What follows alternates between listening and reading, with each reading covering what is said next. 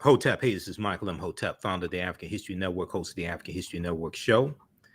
It is Sunday, June 12th, 2022, and we are live. So I'm a talk show host, researcher, lecture writer, and historian. I wanted to come on just for a few minutes to talk about a 10-week online class that I teach on Sundays, from the Civil War to the Civil Rights Movement and Black Power, 1865 to 1968, and talk for a few minutes about how this ties into the January 6th insurrection and also the January 6th hearing that we saw on this past Thursday. Okay, and I'm teaching another installment in this 10-week online class today about 3 p.m. Eastern Standard Time. So as soon as I finish with this broadcast, I'll be teaching the class. You can join us in the class. You can register for it. We have the information here on the thread of the broadcast. I'll give you some more information dealing with it as well. So the January 6th insurrection continued the political violence that ended Reconstruction, reversing Black progress. And I'm going to reference two main articles here, and we're going to tie this into the January 6th insurrection as well. So actually three main articles. First, I want to look at this piece here from Washington Post, and I'll talk about this tonight on my radio show, the African History Network show, 9 p.m. to 11 p.m. Eastern Standard Time, Sundays on 9:10 a.m. the Superstation WFDF. And we broadcast here on our Facebook and YouTube channels also, the African History Network on Facebook and Michael M. Hotep on YouTube. But if we look at this here briefly, 6 takeaways from the January 6th committee's first primetime hearing. So this is from June 9th, updated June 10th, 2022. Okay, so number one, the committee holds Trump responsible for the attack. Number two, how the committee plans to tell its story. They did a masterful job. There's a lot more coming, a lot more details coming. So each one of these, we'll talk about this on my show. Each hearing, we'll talk about this on my show. Number three, a sharp attack on Trump's Republican defenders. But number four, right here, how Trump influenced the Oath Keepers and the Proud Boys, 2 white supremacist organizations, domestic terrorists. How Trump influenced the Oath Keepers and the Proud Boys. Okay, and very quickly here, if we look at this, let me see how this shows up here. We can increase the size of this for you here also. Okay, so you should be able to read that. That's better. Okay, if the attack was not spontaneous, as the committee says it was not, what led to it? The committee alleges that right-wing extremist groups were motivated by Trump himself. Right-wing extremist groups were motivated by Trump himself. The committee spent a large chunk of Thursday's hearing introducing Americans to 2 of these, the Proud Boys and the Oath Keepers, and making the case for how Trump's statements and tweets influenced their actions and eventually their violence. This was political violence. Similar to what we saw during the Reconstruction Era, which is 1865 to 1877, which was the period after the Civil War ended.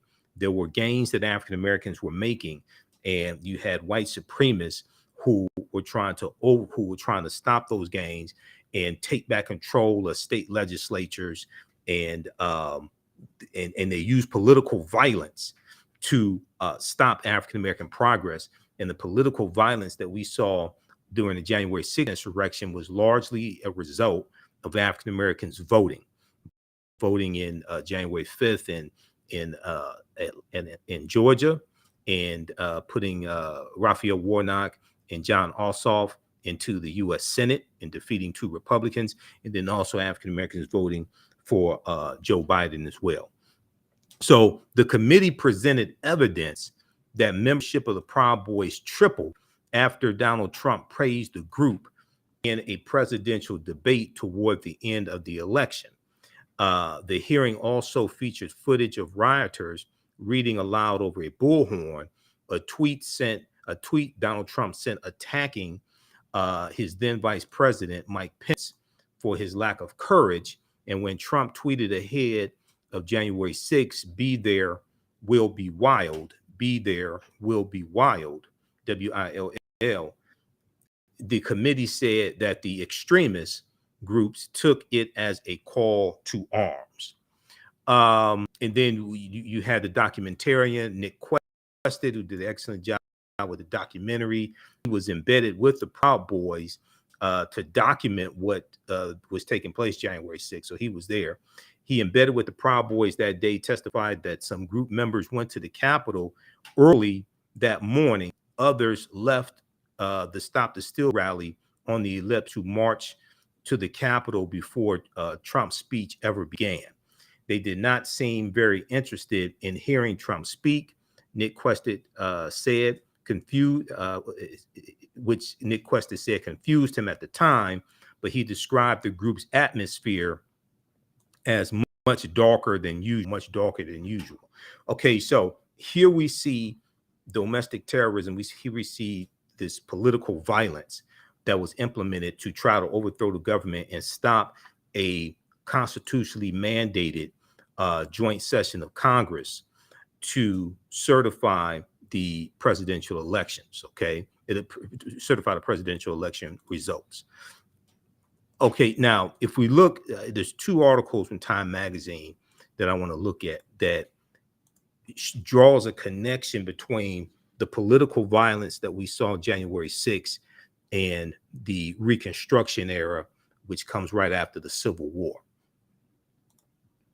So if we look at this first article here from time.com, Time Magazine, a new report finds that states are failing to teach students about the period that shaped race relations after the Civil War. This is Reconstruction, 1865 to 1877. So this is in this 10-week online class that I teach, from the Civil War to the Civil Rights Movement and Black Power, 1865 to 1968.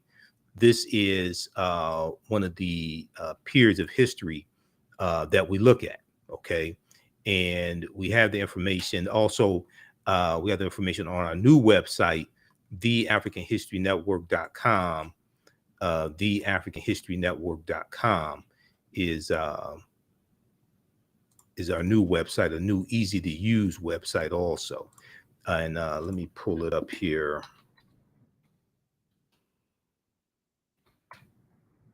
Okay, because we have the information right on the home page. And if you just click on home, when we go to it, I'm still updating the website.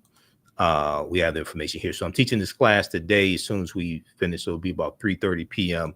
Eastern Standard Time. Normally it's on Sundays. Normally do it 2 p.m. to 4 p.m. Eastern Standard Time, but I'm running behind today.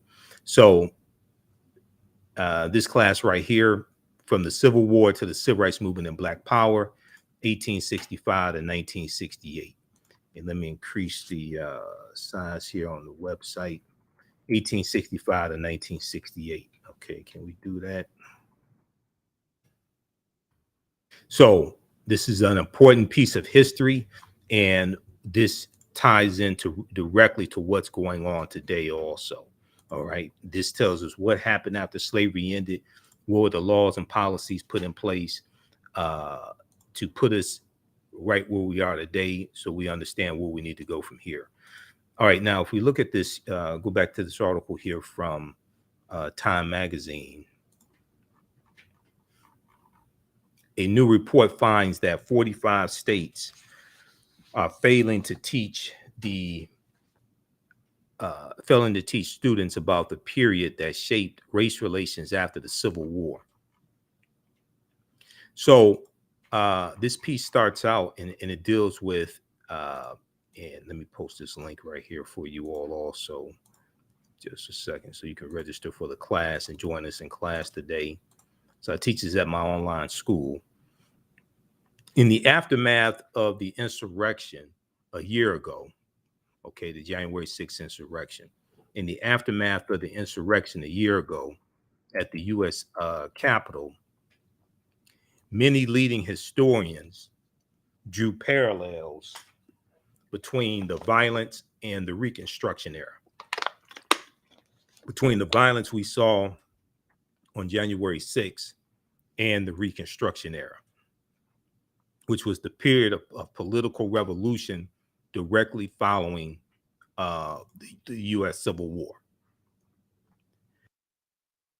And we know the Civil War is 1861, 1865.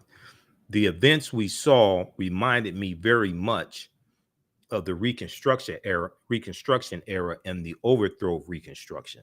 The events we saw reminded me very much of the Reconstruction era and the overthrow of Reconstruction, which was often accompanied or accomplished, I should say, by violent assaults on elected officials, This was said by Eric Foner, who's a Pulitzer Prize winning historian and author of Reconstruction, America's Unfinished Revolution, 1863 to 1877. He said this in an interview with the New Yorker magazine, which was published a week after the January 6th insurrection. So we saw them looking for Nancy Pelosi. We saw them saying, hang Mike Pence.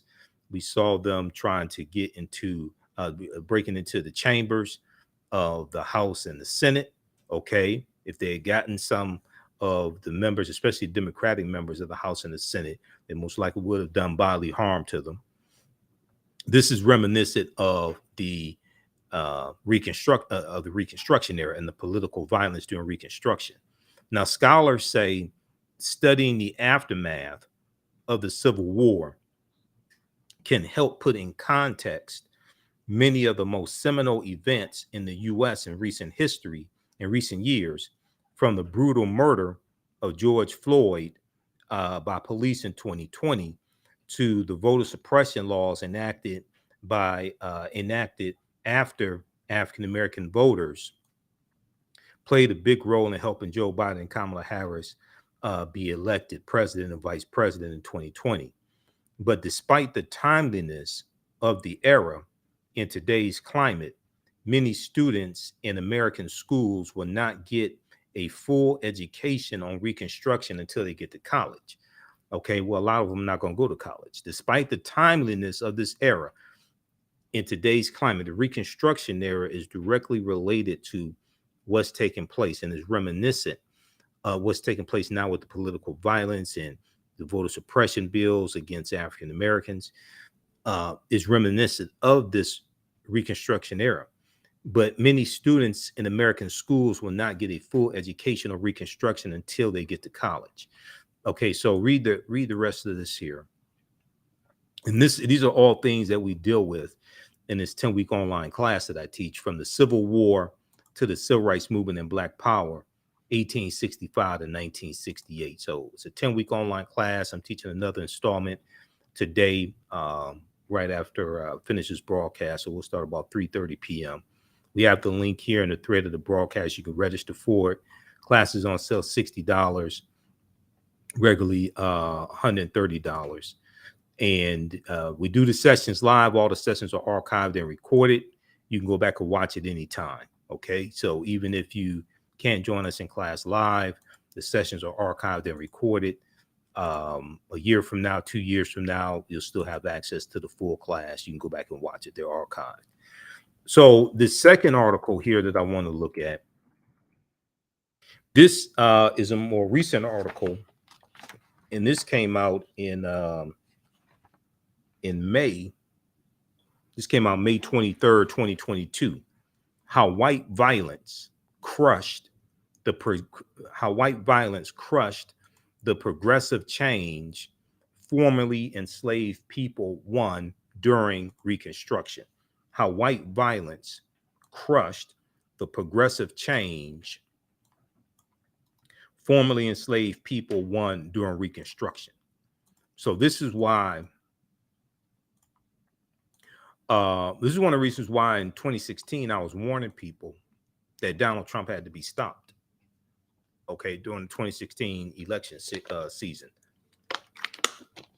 Because I'm looking at certain things, and Trump was a throwback to Richard Nixon and George Wallace. And I'm looking at certain things coming, and I'm like, no, we have to stop this. So this picture that you see here, members of the first legislature after the Civil War in South Carolina, 1876. Okay, so South Carolina, at one point, the majority of the members of South Carolina's legislature were African Americans at one point after during Reconstruction. So this, we're only going to look at this article here briefly. This article starts out talking about Charleston, South Carolina radical Republican Solomon George Washington Deal, who's a white man. Solomon George Washington Deal, who's a white man, but he advocated for the rights of African Americans and the sharecroppers and newly freed slaves, things like that. And he offered a solution that would protect sharecroppers and tenant farmers, including formerly enslaved Black people, from being gouged by white landowners. The resolution was tabled when Solomon George Washington Deal, also known as SGW Deal, it was tabled. But then Deal, who was a white man, was allowed to speak, and he said, "I insist on giving the poor man, justice, and all that truly belongs to him. Numbers of them are oppressed. Numbers are without homes, without shelter, and cannot obtain it unless they give more than one half of their physical labor to their landlords for shelter. I am begged to do something for them towards keeping the landlords in check. Now, in taking this strong stand, SGW Deal put his life at risk. Okay, this is a white man in South Carolina. Now, South Carolina is where the Civil War started, April 12, 1861. Okay. And South Carolina was also the first state to secede from the Union, December 20th, 1860, about 6 weeks after Abraham Lincoln becomes president-elect, because South Carolina and other southern states thought Lincoln was going to free the slaves. Now, elected to represent Kershaw County, he never got to serve his full term in Columbia, South Carolina. Okay, he never got his chance to serve his full term. On the night of June 4th, 1868, okay, Solomon George Washington Deal was assassinated by assailants who were never found. He was assassinated by assailants who were never found. Though many reported the men belonged to the Ku Klux Klan, SGW Deal's killing fit the pattern of Klan violence against whites who acted in the interests of the poor against the interests of wealthy landowners. Deal's killing fit the pattern of Klan violence against white people. Like, white Republicans were being beaten up and killed. African Americans were being attacked. African American Republicans were being attacked. Members of the state legislatures were being attacked in the South by not just the Klan, but the red shirts and you have the Knights of the White Camellia, things like this. You had other domestic terrorist organizations. The Klan was the most popular one, but the Klan was not the only one.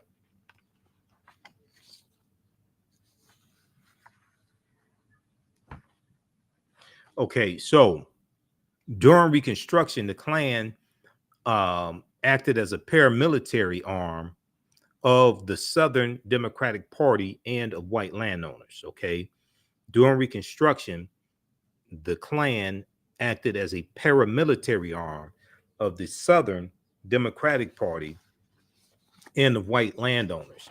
The Klan's goal was simple: keep the poor, black and white, from encroaching on the economic power of the wealthy, because there was poor white people being killed also, okay, and being attacked, things like this. Now, ultimately, the Klan and their wealthy white backers were victorious, but not before the formerly enslaved and their supporters scored several major victories that were then ripped away through white violence. Several major victories that were then ripped away through white violence. The political violence that we saw on January 6th was a continuation of the political violence that we saw during the Reconstruction era. And that political violence was geared to reverse the gains that African Americans were making, reverse the gains when it came to voting, reverse the gains that it came to us acquiring land, run us out of political office, attack, beat up, or kill African American men who were in elected office, etc. And this was to maintain power, maintain white supremacy in these former Confederate states. Now, during the Reconstruction era, 1865 to 1877, and this is a period that we deal with in the 10-week online class that I teach on Sundays, from the Civil War to the Civil Rights Movement and Black Power, 1865 to 1968. During the Reconstruction era, thousands of formerly enslaved people across the South were voted into office. Okay, so it was about 2,000 African-American men who get voted into political office, local level, state legislature, things like this. And then you're going to have about 20 in Congress, okay? Most of them in the House of Representatives, but you're going to have about 20 in Congress. They controlled politics. These African-American men controlled politics, from local police departments to state legislatures, and in some instances, the governor's mansion itself, okay? Governor Bruce, Blanche K. Bruce, I'm sorry, PBS Pinchback. You're going to have Blanche K. Bruce, who, coming out of Mississippi, is the first African-American U.S. senator. That's in 1870. Now, state legislatures passed tenancy laws to protect sharecroppers and tenant farmers, passed bills making it easier for people to obtain credit, and created state agencies charged with looking out for the poor, So the Reconstruction era was this revolutionary, really period of time where African Americans are making advances, even though we did not get what people would call reparations or restitution. Still, we're going to start acquiring some land during this period of time as well. Okay, we know Special Field Order number 15, which is known as 40 acres and a mule, which we discussed in the class. We know that was reversed. We know that was reversed by President Andrew Johnson, when Johnson becomes president after Lincoln is assassinated. Okay, April of 1865. All right, so let's continue here. So what we see is how Reconstruction ending, and then after Reconstruction, the next period is going to be the Jim Crow era, where we see segregation imposed after these white supremacists take back control of the state legislatures. And we see Tennessee, 1881, pass a law to segregate streetcars, railroad cars, things like this.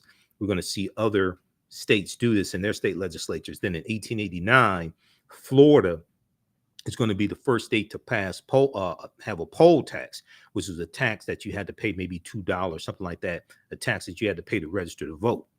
Then we're going to see that's 1889 in Florida, 1890 in Mississippi, We see the Mississippi state legislature. We're going to see the Mississippi Convention of 1890, where they rewrite the state constitution to impose poll taxes and literacy tests. And they did this specifically targeting African-American voters and to run us out of the state legislature. Okay. There were Mississippi in 1890 had the majority of the voters were African-American men. And we were basically the majority of the population as well, which was a legacy of slavery. There's a good article from the Washington Post that deals with this, and it's called, let me pull this up here. And it deals with how we are here to exclude the Negro. We are here to exclude the Negro. This article right here from the Washington Post. So the voter suppression bills that we see, approximately 400 being pushed through state legislatures, especially state legislatures controlled by Republicans and have Republican governors in office.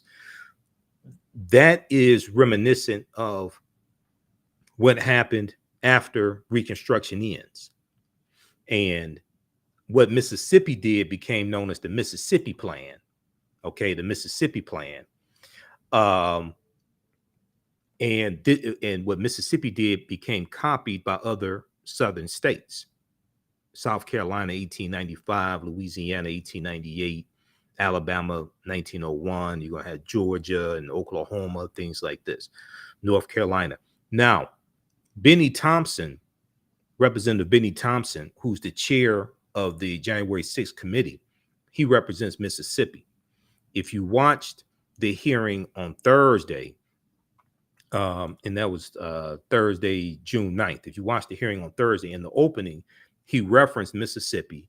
He talked about the people, something to the effect of how a lot of the people who are trying to justify the political violence and things like this with some of the same people trying to justify, it's the same mentality of people trying to justify slavery, et cetera, et cetera. He's from Mississippi. He understands this history. Okay. What's taking place right now is reminiscent of what was going on in 1890.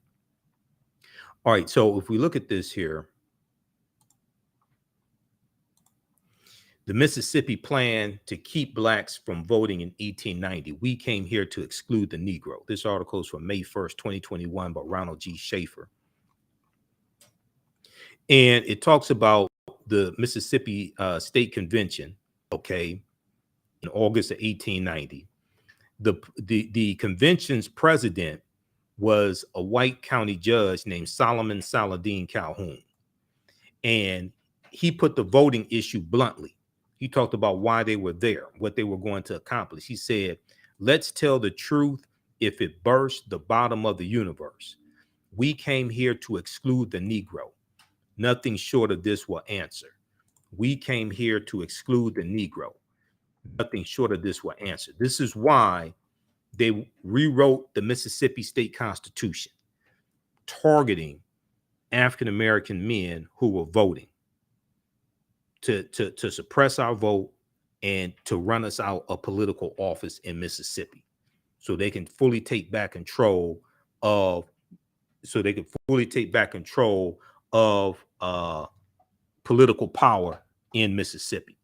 Okay, now delegates eventually adopted a literacy test and poll tax geared to suppress the black vote in a state with a black majority. Exactly. This is what I've been screaming about to some of these stupid ass Negroes that sit up talking about not voting. You have absolutely no understanding of history, because now we break all this stuff down in the class. I'm gonna keep this short because I had to teach this class today. And we'll talk about this some tonight on my radio show. I'm on live Sundays, 9 p.m. to 11 p.m. Eastern Standard Time, the African History Network show. I'm a radio talk show host here in Detroit. If you watch Roland Martin Unfiltered, you see me every Friday on Roland Martin Unfiltered, because I do political commentary, political analysis, and we talk about current events, things like that. I'm also a historian. So I was on Roland Martin Unfiltered on this past Friday. All right. What we saw taking place with these voter suppression bills that's going on right now, as well as the attack on critical race theory, I would argue this is worse. In some ways, it's worse than Reconstruction, because it's being fueled by Fox News. You ain't have television back then. It's being fueled by Fox News. It's being funded by right-wing groups like Heritage Action, which is a sister organization to the Heritage Foundation. And it was Heritage Action, and I'm just going to show you this here quickly, because we have to understand how all this is tied together, and all this is connected to history. Okay, so Mother Jones, motherjones.com had this story that we've talked about here. We talked about here on the African History Network show. We've talked about it numerous times, but we have to understand how all this is connected. Okay, so if we look at this here, and I'm gonna post a link. How do you all like this type of information? Okay, who still needs to register for this 10-week online course that I teach, from the Civil War to the Civil Rights Movement and Black Power, 1865 to 1968? Okay.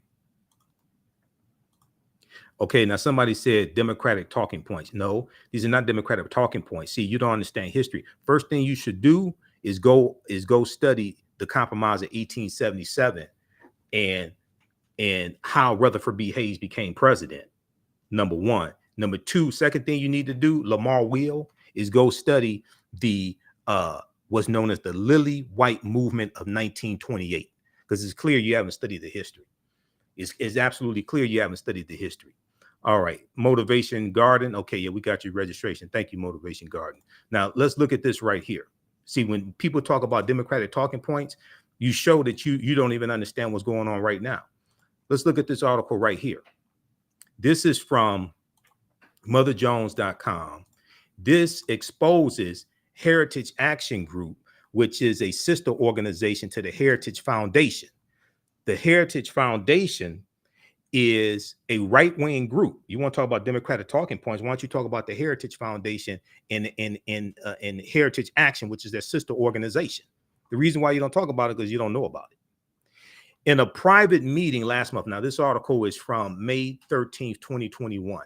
In a private meeting last month with big money donors, the head of a top conservative group boasted that her outfit, not what she was wearing, but her organization that she represents, had crafted the new voter suppression law in Georgia, okay, and was doing the same with similar bills for Republican state legislators across the country. Quote, in some cases, we actually draft them for them, she said.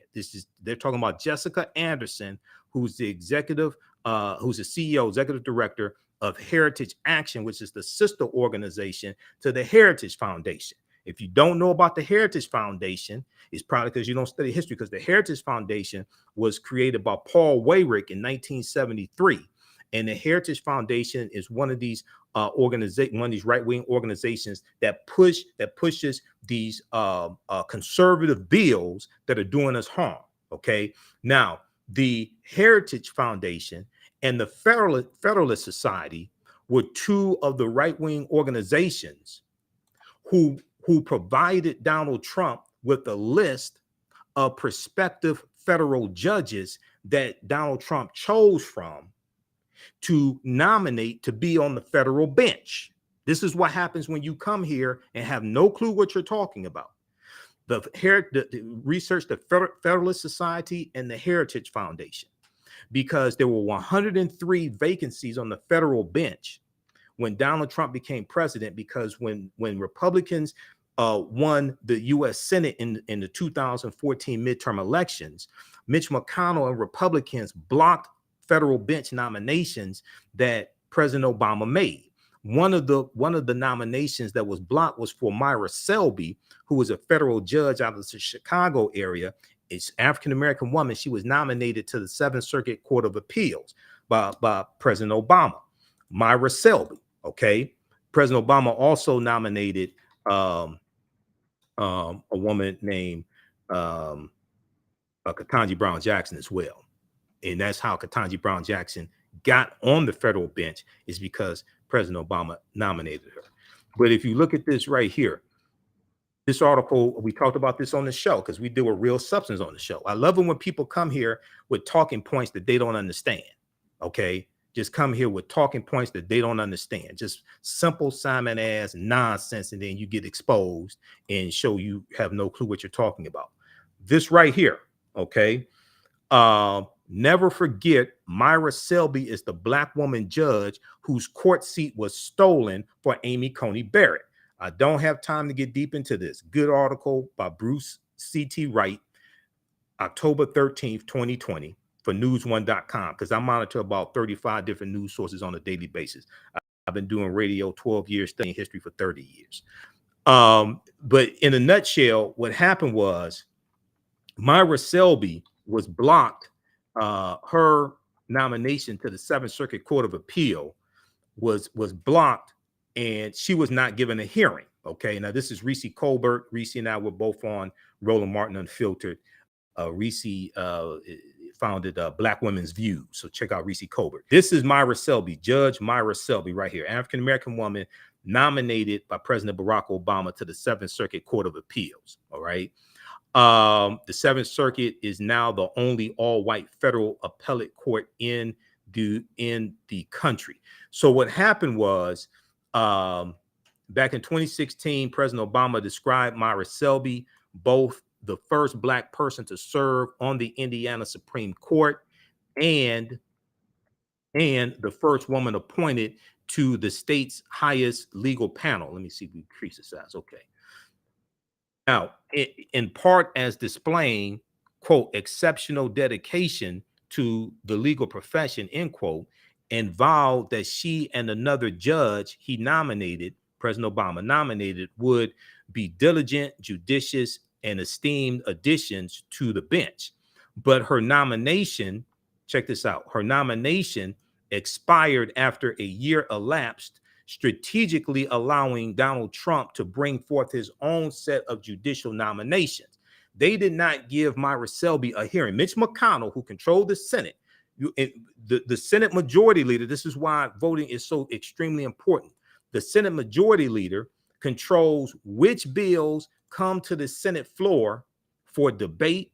The Senate majority leader controls which bills get voted on, but also the Senate majority leader also controls hearings for federal judges, which are lifetime appointments, and hearings for U.S. Supreme Court justices.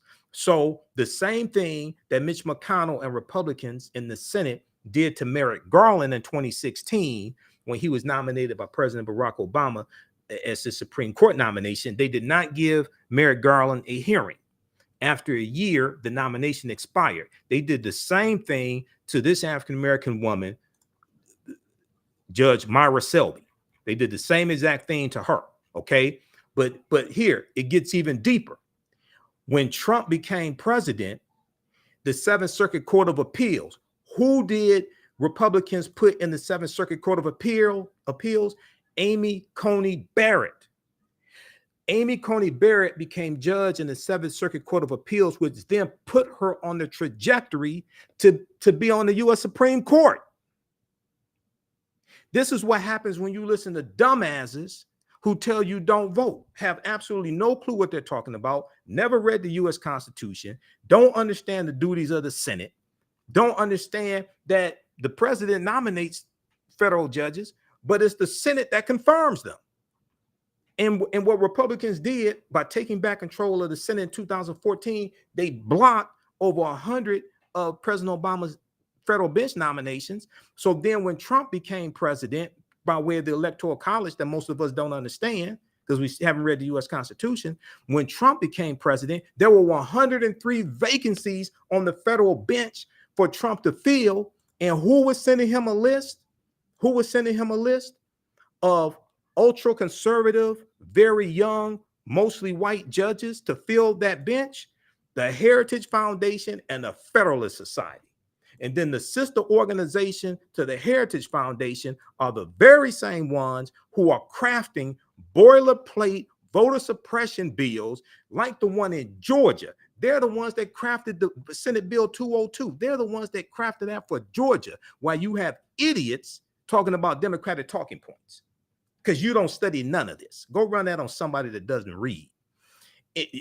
Jessica Anderson, who is the executive director of the Heritage Action, said in some cases we actually draft them for them. They actually draft these bills for Republicans in these state legislatures. She said, or we have a sentinel on our behalf, give them the model legislation so it has that grassroots from the bottom up type of vibe. The Georgia law had 8 key provisions that Heritage recommended. The Georgia law, Senate Bill 202, had 8 key provisions that Heritage recommended. Jessica Anderson, the executive director of Heritage Action for America, a sister organization of the Heritage Foundation, told the foundation's donors at an April 22nd gathering in Tucson, Arizona, in a recording obtained by Watchdog Group, documented and shared with Mother Jones. Those 8 provisions included policies severely restricting mail drop ballots, preventing election officials from sending absentee ballot request forms to voters, making it easier for partisan workers to monitor the polls, preventing the collection of mail ballots,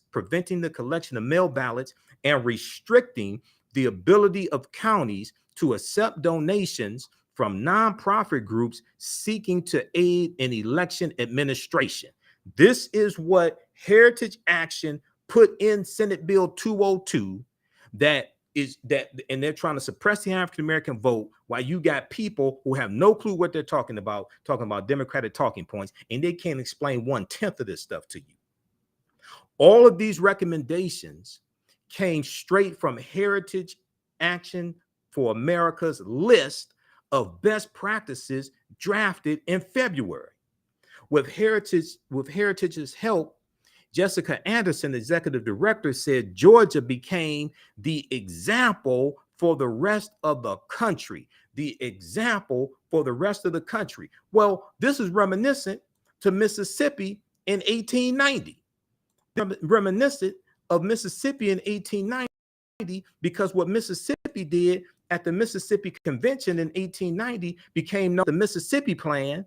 And what they did, imposing poll taxes and literacy tests, became copied by the other southern states.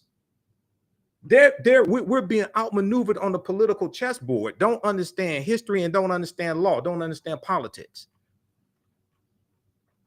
This is why we have to be educated on this, so we understand how to fight back. This is why they're coming for this. I'm looking at what's taking place. This is the Reconstruction Era all over again. But this time we have the benefit of hindsight. We ain't had the benefit of hindsight 1865, 1877. Hiram Rhodes rebels out of Mississippi, first African-American U.S. senator. Okay, Hiram Rhodes rebels, and he was also the first African-American to serve in either the U.S. Congress, the U.S. House of Representatives, or the Senate. Okay. Just 2 decades earlier, so he took office in 1870. All right. Just 2 decades earlier, the Mississippi State Legislature had made history by electing Hiram Rhodes rebels to the U.S. Senate. He was the first African-American member to serve in either house of Congress, but that moment of racial progress quickly vanished. Okay, now here's a picture here of Hiram Rhodes rebels. Okay, 1870. Hiram Rhodes rebels, an African-American preacher and educator, was elected to the U.S. Senate from Mississippi to become the first Black member of Congress. After Rutherford B. Hayes removed all federal troops, the remaining federal troops, he removed them out of three former Confederate states, the remaining federal troops who were there protecting the rights to a certain extent of African Americans. Okay. After Rutherford B. Hayes removed all federal troops from southern states in 1877, white Democrats supported who had supported slavery, largely, especially those in the South. White Democrats who had supported slavery and the Confederacy began regaining control of the states from black and white Republicans. Okay, this is a crucial period of history. All right, so check that out from the Washington Post. Now, I'm going to wrap this up because I have to teach this class. Let's go back to this one here. Time.com, Time Magazine, May 31st, 2022. How white violence crushed the progressive change formerly enslaved people won during Reconstruction. Okay, so let's go back to this here. This is for May 23rd. May 23rd, 2022.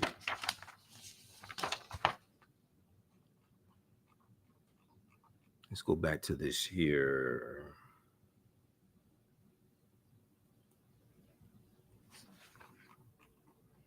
Okay, so we're talking about S.G.W. Deal, who's a member of the South Carolina State Legislature. And he was killed. He advocated on behalf of African Americans. He was a white man who advocated on behalf of African Americans and the poor. He was killed. It's believed by the Ku Klux Klan nobody was ever brought to justice for his murder. Okay, so during Reconstruction, 1865 to 1877, thousands of formerly enslaved people across the South were voted into office. They controlled politics from local police departments to state legislatures, and in some cases, the governor's mansion. State legislatures passed tenancy laws to protect sharecroppers. And let me try to increase the size of this here also. Okay, they passed tenancy laws to protect sharecroppers, and tenant farmers passed bills making it easier for poor people to obtain credit, and created state agencies charged with looking out for the poor. Reconstruction justices and juries, many of them black, delivered verdicts in favor of poor farmers, black and white, against wealthy landowners.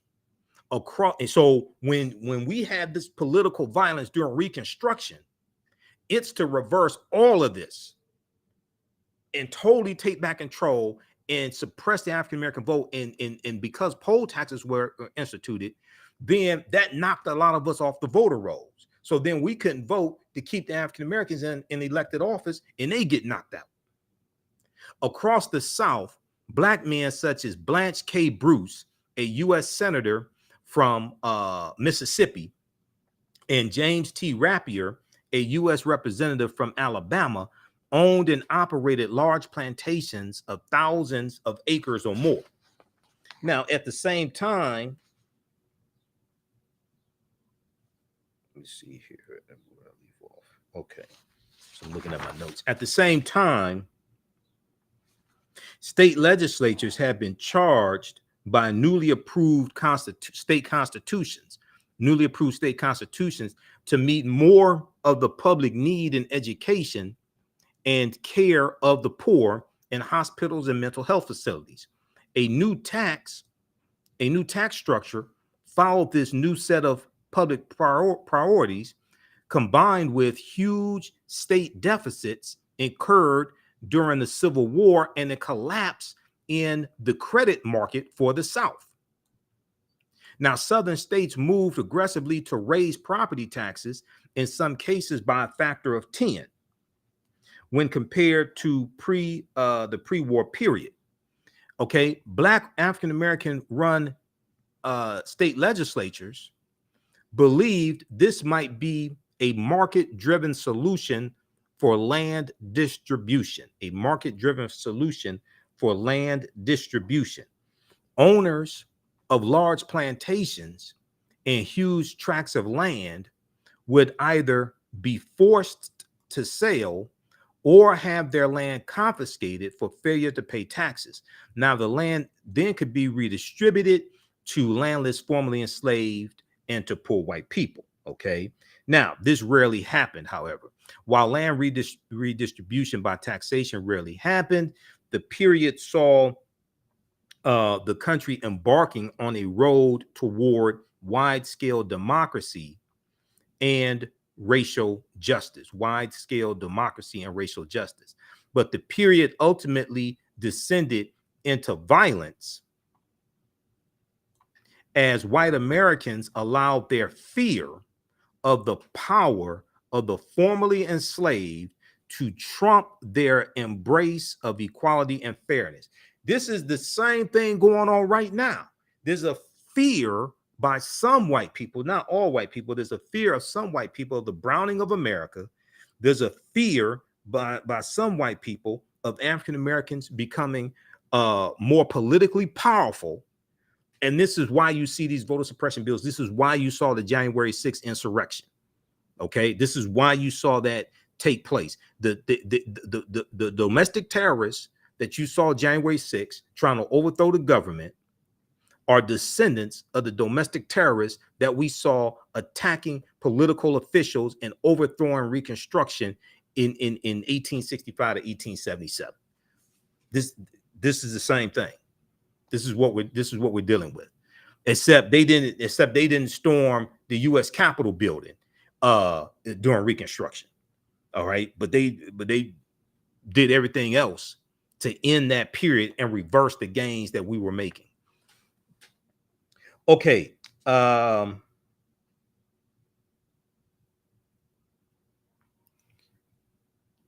Increased taxation sent plantation owners up in arms and gave them a way to shift the focus of their attack from race to taxes.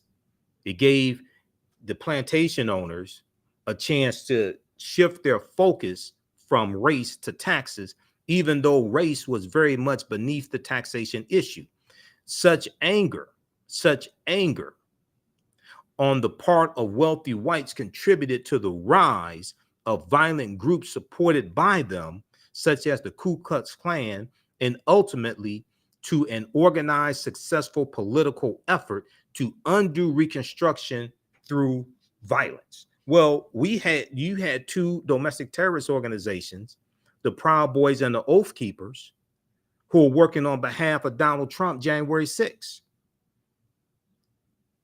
to overthrow the government and invalidate the votes of African Americans and Latinos and Asian Americans and others.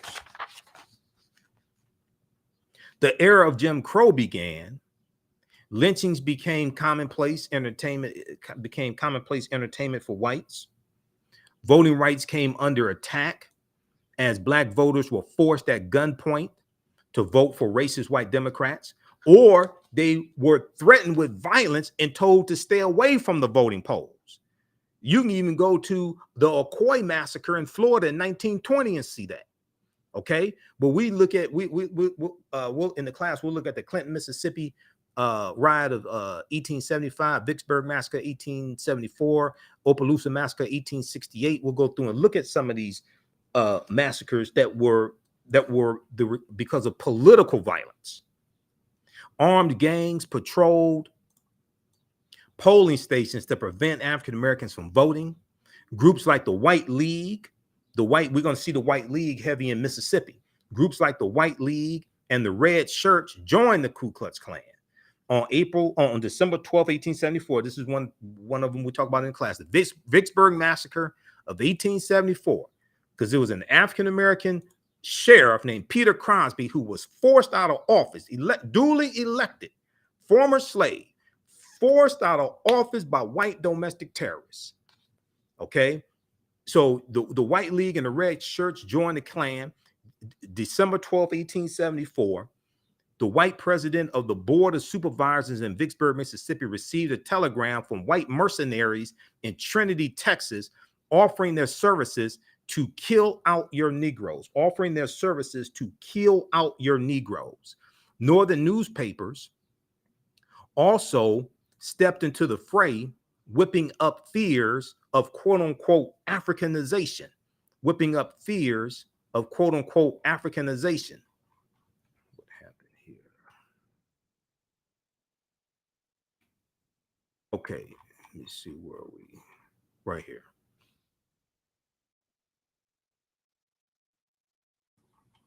Okay, whipping up fears of Africanization, the code word used to describe the widespread successful, where is it right here? Africanization. The code word used to describe the widespread successful exercise of political power by the formerly enslaved. Okay, so read the rest of this here. Read the rest of this here, this article. These are some of the things that we deal within the 10-week online class that I teach. Once again, name of this article, How White Violence Crushed the Progressive Change Formerly Enslaved People Won During Reconstruction. So this is a 10-week online class that I teach on Sundays. Normally it's 2 p.m. to 4 p.m. Eastern Standard Time, but I'm running behind today. So I'm about to teach this class now. Name of this class is from the Civil War to the Civil Rights Movement and Black Power, 1865 to 1968. And we do the sessions live. All the sessions are archived and recorded. You can go back and watch it anytime. We have the information also at our new website, which is theafricanhistorynetwork.com, theafricanhistorynetwork.com. So we have a new, easy to use website. The other one is still up, africanhistorynetwork.com, but I'm switching everything over to the new website. So we have the information here, and you scroll down, click right there, register here. We do the sessions live. All the sessions are archived and recorded. You can go back and watch it anytime. So 2 years from now, 3 years from now, you can still watch it. On Saturdays, I teach ancient Kemet, the Moors, and the Ma'afa, understanding the transatlantic slave trade, what they didn't teach you in school. We deal with thousands of years of history and what leads up to the transatlantic slave trade taking place. So that class is on sale, $60, regularly $130 also. We have a course bundle pack. If you've already registered for this class, you can upgrade. We'll upgrade you to the course bundle pack. Just email me. You get both classes for $100, okay, with the course bundle pack. And then there's some free content that you get also with the course bundle pack. All right. If you've taken any of my online classes in the past, email me at ahnshow@africanhistorynetwork.com and you'll get a 50% discount. Email me at ahnshow@africanhistorynetwork.com. Also, if you'd like to stop for information, you can support the African History Network. $ the AHN Show through Cash App. $ the AHN Show through Cash App. Also through PayPal. PayPal.me/the AHN Show. PayPal.me/the AHN Show. This helps us keep doing the research, stay on the air, keep broadcasting, pay some of the bills, etc. All right. And then my radio show will be on Sunday, 9 p.m. to 11 p.m. Eastern Standard Time. We broadcast right here on Facebook, the African History Network on Facebook, and my YouTube channel, Michael Imhotep, IMHOTEP. Then also on 9:10 a.m. the Superstation WFDF here in Detroit. So you can listen. You download the iHeartRadio app. Here's me in the studio. You can download the iHeartRadio app. Search for 9:10 a.m. WFDF. You can listen live, but also search for the African History Network show on the iHeartRadio app. And they have my audio podcast there on my shows, about 300 of them they have, something like that. All right, we have to get out of here. Remember, right now is correct. Wrong behavior is not over till we win. Wakanda forever, and we'll see